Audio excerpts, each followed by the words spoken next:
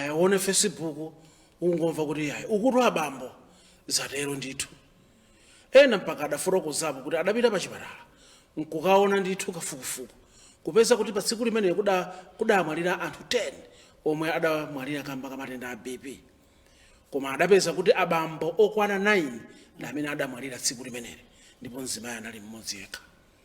Apolisi atulutsa ripoti loyambira mwezi wa Januwale kufika mwezi wa Juni ndipo zikuonesa kuti mwachitsanzo mwezi wa Januwale abambo anazipha okwana 39 ndipo amayi anazipha okwana 6.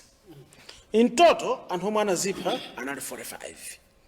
Mwezi wa February abambo 37 amayi 6. Mwezi wa March abambo 33 amayi 5. Tidumphe pang'ono tifike mwezi wa May umene ndithu kudali chipirikiri chokocha chikulu kwambiri pomwe azibambo okwana 51 ndi amene adazipha. Nambala ya mayi uku sidakwere idali pa 6. In total anthu amene amwalira kamba kozikhweza kuchokera mwezi wa Januwale kufika mwezi wa Juni akukwana 276. Ndibwerezanso kuchokera Januwale kufika Juni nambala ya anthu omwe azikhweza yonse pamodzi ikukwana 276. Koma pamenepa chifukwa iyi ndi wellness 265 muli nchidwi kuti nanga abambo adazikhweza adazipha ndikuchuluka motani. Ino timutha kuzizimuka ngati ripotili simunalionepo chifukwa abambo okwana 240 ndi amene adazipha. Mukaonkhesa nambala ya azimayi ikukwana 36 kuchokera Januwale kufika Juni. Sitikudanena kuti anthu 36 wangosafunika koma mukhoza kuona kuti manambala 240 ngochuluka zedi. Chikuvuta pati ena adanena kuti tikuchita kafukufuku wathu ngati wellness 265 nkhani itu ikuchokera patali ikuchokera mmafamilies. Lero sidabwero zakamba za mmafamilies imene ndi topic ina ya siku lina yomwe takonza kuti abambo ndi amayi tisakhazika azafotokoze. Koma anthu amene wa 276 mwafufuze bwinobwino amene wali mipingo ndithu amapita kukapemphera kaya ndi Friday kaya ndi Saturday kaya ndi Sunday amapemphera ndithu amipingo akutani alephera kuwauza anthu kuti zimene zinzoopsa. Ndiye lero ndili ndi Bishop Jairus Glevlo Phiri kuchokera ku mpingo uja wa Gorikomu chidule chabe wapapezeka chapa chimwankhunda pamalinga moyo apo kwa amene mudapitapo pakuona pambali apo ndikupena amaperekera utumiki wawo.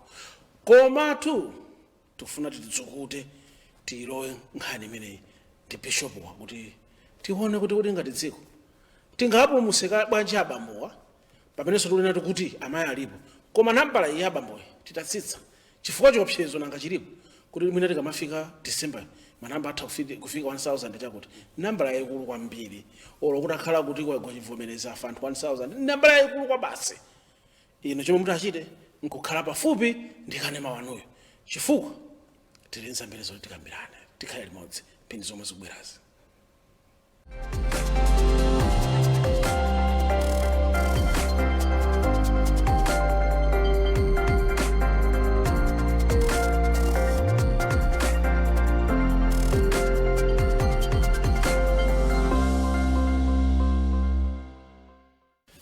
Bishop tikulandireni ndithu mu program ineyi ya wellness 265 tayamika zedi. Nkhani ndiyo kuti amipingo mukutani nkhani yakulatwe muchitanji chifukwa anthu watu amapemphera amenewa kwambiri ndi aja amapereka chakhumi aja anthu ake ndi amenewa. Zikukhala bwanji kuti tithane nazo zimenezi tiyambe ndi kuti zikukhala bwanji? Tithokoze kwambiri zona adine zinanga ndi Bishop Jairus Glevlo Phiri mutumiki uchotchedwa Grace of Life Christian Ministries pachimwankhunda chidule timango ti Gorikomu. Tiyamikira kwambiri kuti muli pamenepo kumva zimene tilankhulane komanso zimene tifuna tithandizane. Timafuna kwambiri tifukule tikumbe bwinobwino ku nkhani ya abambo chifukwa chakunena kuti manambala amene apolisi awatulutsawo kukuonetsa kunena kuti nambala imene yakwera kwambiri ndi abambo 240 ndi anthu ambiri amenewo 240 sikuti mmene tikunena choncho tikutanthauza kuti azimayi 36 ndi nambala yochepa ayi ndi nambalanso yayikulu koma timafuna kwambiri tione mutu wa banjawo sikutheka bwanji kuti abambo monga mutu wa banja apezeke kunena kuti njira imene akuiona yothawira kapena yozembera chimene akumana nacho ndikudzipha chimenecho chimene mafuna kuti tithandizane kwambiri timvetsetsane bwino kwambiri kuti tonse tiyendere limodzi cholinga titsitse nambala ya 240 ioneke kuti yatsika ndithu ndiye kuti abambo afika pozindikira ndipozindikira kuti nkachita izizi kodi zotsatira zake zikhala zotani. Chimene chimaoneka kwambiri kusiyana kwakukulu kumene kumaoneka nkuonera kuti azimayi alibe manyazi pamene akumana ndi chinthu amagawana ndi anzawo, pamene abambo chifukwa choti timanena kuti munchilengedwe ndife mitu kaya pa ntchito kaya pa banja kaya mdziko ndi zotsatira zake zimaonetsa kunena kuti timakhala ndi maganizo ona kuti ndikagawana ndi mzangayo ndidzaonetsa kudzichipitsa, mwina sindioneka so ngati mbambo eneyo, mwina sindionetsa kulimba mtima. Mundivomereza inu nthawi zina timati tikamaona zinthu zina munthu wakhudzika, bambo wakhudzika tiyerekeze wataya mwana wake wataya mkazi ake mayi yake amwalira wakhudzika amatulutsa msozi mwakulira ndi ontonthoza mudzaona amanena maonena kuti osamalira kati mkazi limba mtima. So mawu amene aja amatithandiza kunena kuti abambo tidzike pena pake pamenenso sitima ngakhale timaoneka kati tayima. Mawu a Mulungu akunena bwino, akunena kuti pamene udziona kati uli chilili udzifufuze bwino chifukwa udzazindikira kuti agwa. Tinene kuti abambowa maudindo achulukira kana zinthu zikufika povuta potera. Abambowa maudindo tinene mona mtima atuchulukira chifukwa banja likaoneka kuti sili kuchita bwino onyozeka amakhala abambo. Simudzamva kunena la banja limene lija kayamayi ajangotani amanena kuti akuti banja limene lija lidatani ndi anthu amanena mmene muja mwavuta chifukwa bambo ajasaganiza bwino. Chifukwa chonena kuti tanena kale kunena kuti tikanka kuma wa Mulungu zimationetsa kuti bambo ndi mutu wa banja. Ndi nthawi zonse timafuna tidzionetse kuti ifeyo ndi mitu. Ndo pofuna udzionetsa kuti ndi mutu tilibenso nthawi yogawana ndi anzathu zimene takumana nazo. Awa azimayiwa amataka kumana ndi zinthu akamacheza amafotokozerana nyumbamu ine ndikupezana ndi zakuti ndi amakhala kati wazilavula kapena wazisanza zimene zidakenera kupsinja mkati mwa moyo wake. Pothandizana ndi azimayi anzake moyo umapitirira. Nanga athutu amati kuti akuti uyu ndi clive amangodandiraula zili zonse ati amene ajaso mmavuto apadera eti tisidandaula kumauza kwa anzathu kumalira sukhala kasikana anthu sakunena kuti abambawo mwankangatitu ngopepera pang'ono. Ayi tikanengera ndi mmene mawu a Mulungu amatuzira amati munthu kakumana ndi china chimene sikudziwa kuti chisoveka bwanji kapena chitha mwa njira yanji kumana ndi wina kuti akuthandize mfotokozere zimene ukumana nazo. Udziona kuti mwina chimene we chimafuna chikutengere kuimfa wina akukuse chinthu choposa chimene wewe wakumana nacho. Chimenecho chimakubweza ndikuyima kati bambo ndikuyima kati mamuna. Koma ukakhala ndi maganizo onena kuti ndikagawana ndi awa ndidzionetsa kati ineyo ndi opepera kapena ineyo ndi munthu oti sindikukwanira pa ubambo. Ndamvapo anthu akunena kwambiri munthu wataya mkazi ake kapena mayi ake mwana wake ndiye wathedwa akulira motulutsa msozi ndiye ontonthoza amati tontholani musamalire kati mkazi.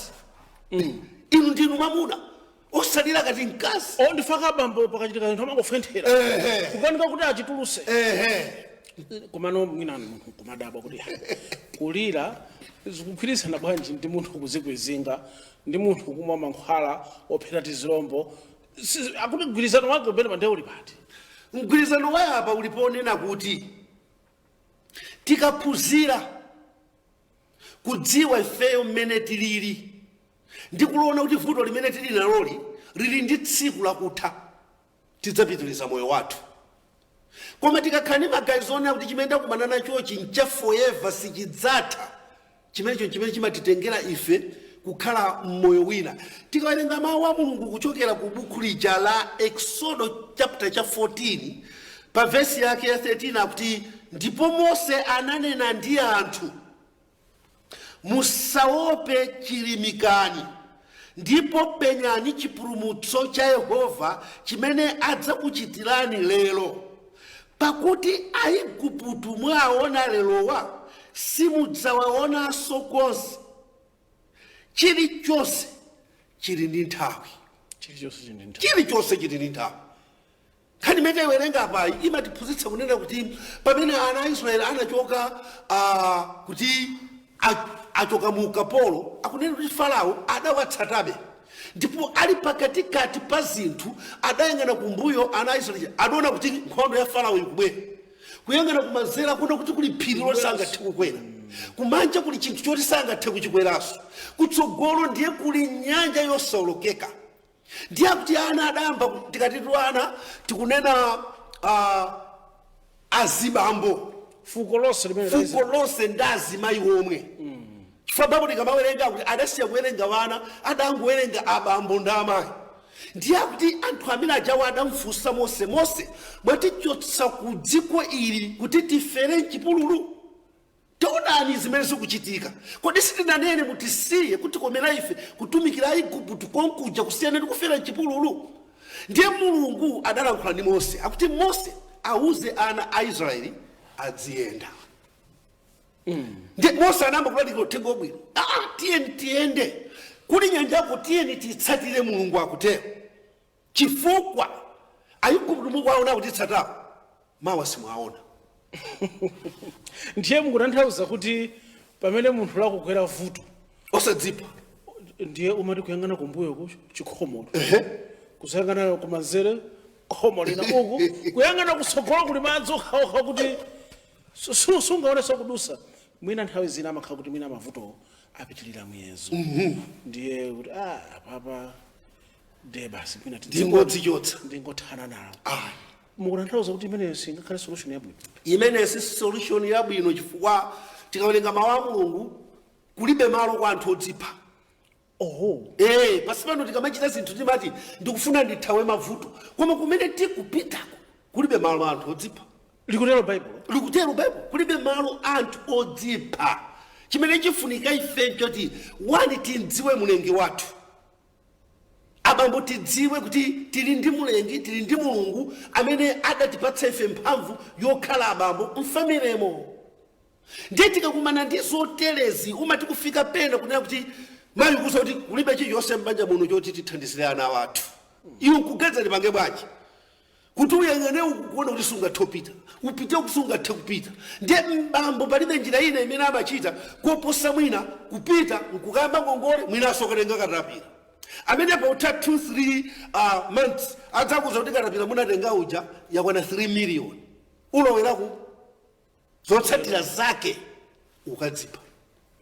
Tikutero choncho kuti mukuonera iyi ndi program ya Wellness 265 pomwe tikuwunikirana nkhani yomwe apolisi atulusa ripoti ndithu lomwe likuonesa kuti nambala ya anthu amene azikhweza mchaka chino cha 2024 kuchokera January mpaka June njokwera zedi, kamba kuti abambo mmenemu alipo 240 poyerekeza ndi amayi omwe alipo namba yawo ndithu njochepa 30 chakuti chabe.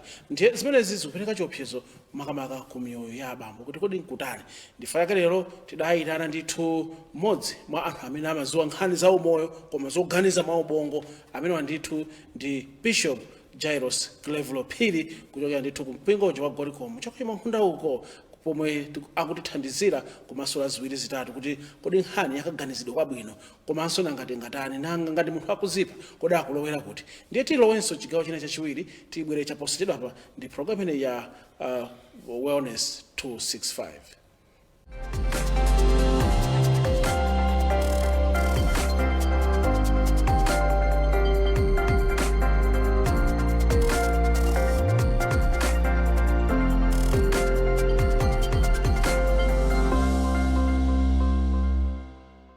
tikulandireni mchigawo chachiwiri cha program ineyi ya Wellness 265. tikunena kuti tili ndi Bishop Jairus Glevlo Phiri omwe akutifotokozera kuti kodi tingatani ngati dziko pomwe tikukumana tili munyengo yowawa yomwe anthu amene akupanga malingaliro ochosa moyo wawo akuchulukirabe. ndiye tidasiyana mokuti mwati kulibe malo olo kumwalira kuliso mavuto ochuluka kulibe malo anthu odzipha tinene moona mtima azibambo anzanga kumwamba kulibe. Moti munthu amene wadzikweza ndi maganizo onena kuti ndikupita ndikapume kulibe kupuma. Choonadi chake chimenecho kulibe kupuma. Chimene tingachite ifeyo tidziwane ndi Mulengi. Chifukwa tonsefe timadziwa kuti Mulungu ndi amene anatipanga ife. Ndiye ino anthu ampingo malo mokuti munthu ali m'mavuto ake ku nyumba akubwera kuti azapeze chisamaliro kumpingo ndiye mukumpanikiza soto munthu kuti kacha ulibe kacha katengeso pelekani ndalama kuno pelekani ndalama akuti zimene zisoto malo mobwera kusatenga chilimbikiso akumapitatu ku nyumbatu ali usoweka mtima adali chiyembekezo kuti kumene kupita kuziyenda bwino kuchaso mukumpanikiza kuti ngati simupereka iniyo apa tili ndi project apa yayi apa titerenga kuti munthu wabwino olungama amene azipereka ndiye munthu basi tu zinthu kungopeza so kuti kumpingo kuchaso mwamonjezera pomwe anali paja kuti ndiye kulibe kwabwino ngati ndikulephera kupeza ulemerero kumpingo bwanji dzikoli ndingopanga haleluya basi ndikakumane nayo ndizipita kusiyana akazi abale ako kana ngaena kumene mayi yawo ali moyo omwe ankayembekezera kuti chifukwa mwana akabadwa ngakhale amamwalira ndi mwana koma nthawi zonse makolo amayembekezera kuti ana anga aza ndike ndiwo chimene chimakhala chiyembekezo nthawi zambiri kuti makhala chiyembekezo cha thunthu pa moyo wawo kuti adzachita zimenezi ndi mwana wangayo. Abambo ndifuna ndilankhulenso kwambiri pa nkhani ya mipingo. Panopo panafunika mipingo isinthe kaya ndi ziphunzitso zawo kaya ndi makonstitution yawo panafunika tisinthe. Chifukwa chimene chikuoneka nchionena kuti kati tingokhala ndi uthenga wonena kuti munthu adzipereka chakhumi nanga apereka ndiyati chifukwa kupereka ndi amene akufawo. Sono kuluza kapena losi sili mbali imodzi. Chifukwa anthu amene wawa mukawaona kuti kumpingo ndi athandizi ndi omwe waso amene mukawaone kuti mwachitsanzo pa azibambo okwana 240 tinganene kuti pa 240 pa ndi chipani chimodzi cha dziko la Malawi. Hoyi kaya tili mzipani zingati kuti awa wati adzutse aliyense ambi kukamba za chipani chake pafupifupi mukuona mwina zipani zonse zili Malawi zidapita ndoti mavotiso atani apita. Ndiye panafunikanso nawo ngakhale anthu andale akamachita zinthu zawo adzifikanso pena poona kuti koma tikutha chonchipa titani kuti mawo tidzapezenso mavoti ena. Chifukwa kunena moona mtima kunena kuti anthu 240 apita ndiye iwo dzikayima pa pulpeti ndikulimbikira nkhani yonena kuti mulemera inuyo kodi akalemerati kumana tisinthenso ife ngati anthu a Mulungu tisinthenso maganizidwe athu powauza anthuwa choonadi chenicheni chumacho chili potero tiyeni tiwauze kuti kupanda Khristu kapena kupanda Mulungu mkati mwako munthu zinthu zambiri zimasokonekera. Azibambo ambiri chimene amadzipwetekera chimene ndachitulukira ine nchionena kuti azibambofe tilibe nthawi yogawana zimene neza ndiphinga kugawana ndi munthu wina. Chifukwa timati ifeyo ndife abambo ndiye pokhala abambo ndife olimba mitima Nchifukwa chake mudzaona anthu akachita mwana wako wapita kaya mkazi wako watayika amati chiyani. Pamene munthu kutulutsa zowawazo kuti zituluke ubwerere mu munthu ubwerere mu mbambo wako ndi umalira mothedwa nzeru misozi ndikutuluka ndi okutonthoza ivi nachali chamabwera osamalira kati mkazi inu ndi inu bambo limbani mtima. So maukati amene aja amatipatsa ifeyo kulimbika pa chinthu chimene sitiyenera kulimbika. Ine ndifuna ndikupemphera bambo vuto lililonse mwakumana nalo mwaliyesa lakukanikani pezani wina akuthandizeni tigawane. Ine mbanja mwanga ndimakumana ndizi kodi ndingapange bwanji uwona kuti zimene wakumana nazo iwe akukufotokozerawa zokuzijaso nkuzoona kuti nzochepa. So chachikulu tiyeni abambo chingwe tameke siyango endi tidziwe kuti mavuto amene tili nawowa akunenetsa tikawerenga ku buku la Mlaliki chapter cha 3 akunena kuti zili zonse zili ndi nyengo yake. Zinthu zili zonse zili ndi nyengo yake. Sikunena kuti ukagona ndi njala sunadye sima ndozikhala magazi kuti Mulungu amandigona ndi njala. Iyayi wona kuti lero sindinadye tsimikizika mu mtima mawa nditani ndidya. Bishop, munthu uli nyumba mwako mavuto amanga nthenje. Suli kuona chiyembekezo chilichonse. Udani panthawi ngateno. Panthawi kuti ena mmene mukuyankha chonchimo adapanga kale chiganizo. Kuti ine apa zafika apa. Ngati au kwa jazipa, ngati au kwa jazipa. Ide sonkhozo manga ngonyamukaso. Ameneyo mumuza zotani panthawi ino. Chimene tingalimbikitse kwa anthu amitima kati imene ndi mawu a Mulungu osadzipa. Chifukwa tikadzipa kulibe mpumulo. So kati kulibe mpumulo tisadziphe koma tidziwe kunena kuti vuto limene takumana nalo mawa likutha. Ndi munthu dzikhala olimbika. Chimodzimodzi alemani pamene munthu tiyerekeze kaya ndi waya 8 kaya ukulemba JC kaya ukulemba 4 mayeso athawa. Koma ungopeza njira zoti ukagonjetsere mayeso kwa mayeso suwathawa. Nanga munthu makolo akulipirira form 4 yako tsiku loti mupite mukalembe mayeso ndiye ukakhala kuphiri bwaja aya ndikupemphera kunoko ndaona kuti sakalembe mayeso zikupindula chafa ndrama zijazipita basi. Usathawe ungopeza njira zimene ungathe kuchita kukakumana mayeso. Nchifukwa chake timamulimbikitsa mwana werenga wosagona wosasinza cholinga akadzafika polemba mayeso adzapambana. Ine ndifuna ndinene motsindika pano kwa inu abambo anzanga osadzipa. Vuto limene muli nalo inu ndifuna ndikutsimikizireni mawa simukhala nalo. Lero lioneka kuti lalikulu la mtundu ngati umene koma ndi pemphero ndi pembedzero limene lisingapitirire patali. Chifukwa chilichonse chimakhala ndi expiry date. Chilichonse chimakhala ndi expiry date. Palibe chinthu chimene chimakhala forever. Chilichonse chimatha. Abambo ndikulimbikitseni m'dzina la Khristu Yesu wosadzipa. Asadziphe. Tiyeni tiyendebe kutsogolo. Ndena kuti munthu amatha kubwera kumpingo kuti asapese chilimbikitso. Ndati mango muza kuti khala apa ndikupempherere basi ndikumusiya olo kumuyankhula komwe osamuyankhula yayi. Kuti akuti basi pemphero limene zonse zikhala bwino. Limenelo ndiye mwina vuto limene tiyenera kulankhulaso kwa anthu amene tikutumikira Ambuye. Ndi ntchito yaikulu imene Mulungu watipatsa. Koma tikachita kasaringi munthuja timakhala kuti tikuchotsa zomuwawa tikupepuza tikuntula katundu ndiye munthuja amapepukidwa. Tiyepe kumuyankhula munthu. Timulankhule. Chabwino. Osati wandiuza vuto basi dzanja ndili kana kuzipita iwe zako zili bwino. Eti munthu wabwera wadzana ndaulene ndili vuto la auroho kuti lithe vuto limene lili salale yanu mukakangolandira musaka masula inifopiyo mubwere nayo kunoko. Tikadzangopempherera ndalama zimene mubweretse kunoko ndiye kuti vuto lanu latha. Ayi. Kapena pasala yanu pomutenge hafu ya ndalamazo mubweretse mupange donate kumpingo. Iyayi. Basi vuto lanu latha.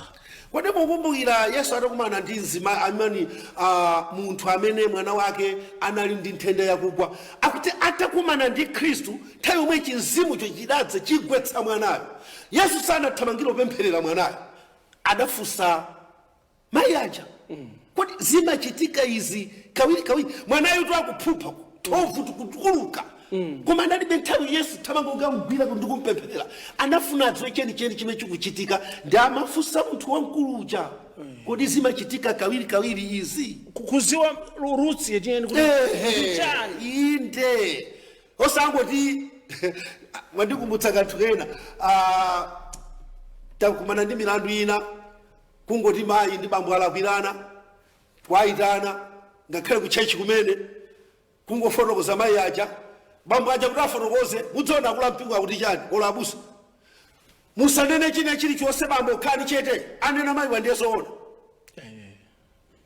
anena mayi wandiyezoona zenise inuyo ndi amene muli ndi vuto ndafotokoza mbali ya iyayi musafotokozeso tamva kale zanu timakhala tikumva inu ndi amene muli ndi vuto kodi munthu wa mtundu ngati umene tikuthandiza tiyeni timumvenso mbali yake pakupyolera pakuwamva awiri aja mpamene matha kumanga chinthu chimodzi choonetsa kunena kuti aliyense akamapita mtendere uli mu mtima mwawo banja limamangika ndipo amakhala anthu okondana amakhala anthu okhazikika koma mukayimira mbali imodzi mukuona akapitira kunyumba kuja amanena kuti nanga sakuyimirira iwo chifukwa choti umakhala nawo kumeneko ndi akuti china chonse nchoyipa ineyo chabwino ndi nkhawa kati imene munthu amadzipha munthu amamwa matameki chonde ndibwerezenso abambo amene mukutimvera musadziphe mumaliza bwanji bishop kumaliza kwanga ndikuyamika kwambiri mulungu ndi fundo yayikulu komanso ndi nkhani yayikulu chifukwa anthu 240 ndi mudzi umenewo tikapita kwa Marko 36 ndi mudzi wa thunthu kumaliza kwanga kukhale konena kuti tiye ntosefe tikhulupirire kuti tili ndi mulengi amene ndi mulungu amene timakampembedza Friday tikamampembedza Saturday timakampembedza Sunday mulungu amene ujayu ali kumbali yathu nthawi zonse tikakumana ndi vuto tenti chitane share kandi abambo tapanga magulu mumucheti mapangira magulu onena kuti ifeyo tse family friends kaya pabwera maliro kaya pabwera ukwati kaya pabwera unkhoswe timasonkha we are a family friends tichiteso chimodzimodzi kukhala ndi mabungu amene ongogawana nkhawa zathu abambo chifukwa ifeyo ndi mitu ya banja kati sitingagawane chimenecho Satana adzibwera mu njira ngati imeneyi now wadzichotsa monga bambo kumbuyo kwako kuli mayi ako kapena abambo ako kuli achemwali kapena azichimwene ako kuli ana ako kumene nanga mbali ya mkaziyo ili kumene ndiye zonsezi chokhala kuti wauthawa udindo umene uja koma ndinene momveka kwa odzipha kulibe malo kumwamba kwa odzipha kulibe malo kumwamba umoto ndi mmene amalizira Bishop Jairus Glevlo Phiri kuchokera ku mpingo wa Goricom chapachimwa nkhunda apo ena amati balinga moyo pakona pambali apa mapeto enieni a program imene ya Wellness 265 pitirani ndithu kuonera ma program osatira pano pakanema wanu wa MBC. Bye bye.